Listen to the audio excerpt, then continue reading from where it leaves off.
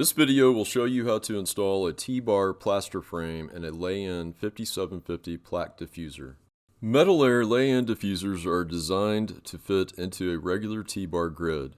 If a T-bar grid is not present, a T-bar plaster frame can be used to create a single square of T-bar grid anywhere in a drywall ceiling.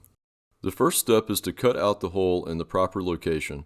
Ensure the hole is cut about 1/4 of an inch larger than the listed size of the plaster frame. This leaves enough clearance for the T-bar plaster frame to fit into the hole. If available, secure the T-bar plaster frame directly to the 2x4 framing.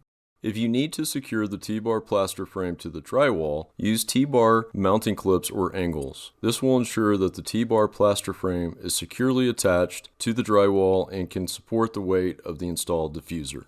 Once the plaster frame is securely installed, diagonally insert the diffuser through the opening while rotating it. Orient the diffuser so it's lined up with the T-bar plaster frame, then lower it into position. Ensure that the diffuser sits flat so the weight is evenly distributed on the frame.